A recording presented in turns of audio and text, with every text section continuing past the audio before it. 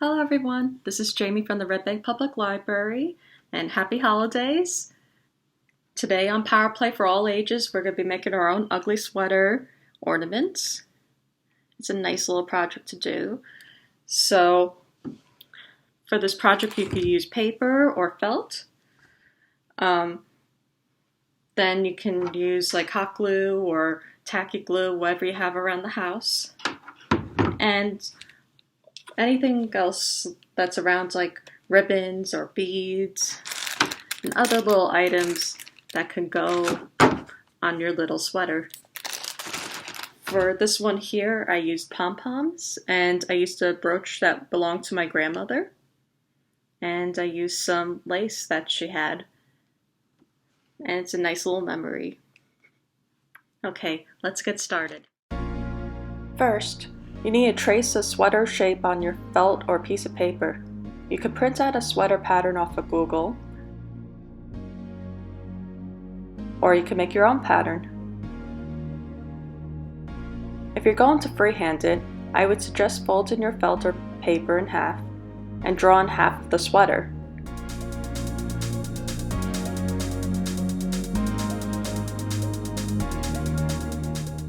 Then you can cut it out, open it up, and you'll have two sides that are even.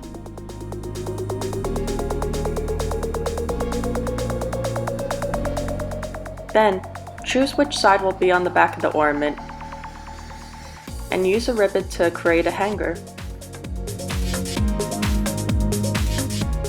Make a loop, and tie a double knot at the end.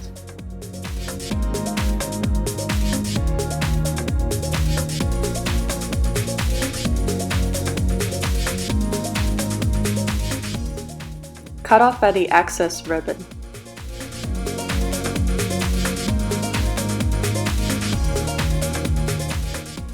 Glue the knot to the middle of the sweater, about an inch from the top. Then glue one side of the ribbon in correlation to one shoulder, and do the same with the other.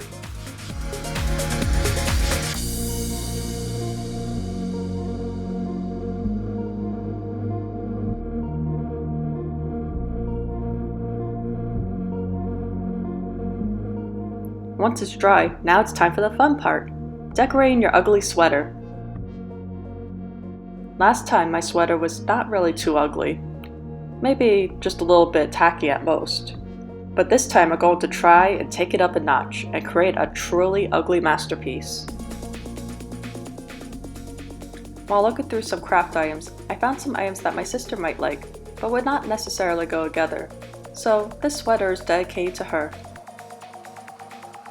While we work, I'm going to put images of sweater ornaments I found on Google Images to help spark some ideas. You'll notice that most of them are pretty cute. Also, here are some fun facts about ugly sweaters. Christmas-themed sweaters were popular in the 1950s with the mass commercialization of the holiday. These sweaters weren't considered ugly at the time and were called Jingle Bell sweaters. First official ugly sweater party was thrown in the early 2000s in Vancouver by Chris Boyd and Jordan Birch. It was an event to raise money for a friend's cancer treatment.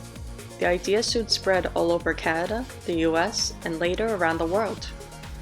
National Ugly Sweater Day is on the third Friday of December. This year, it's on December 18th.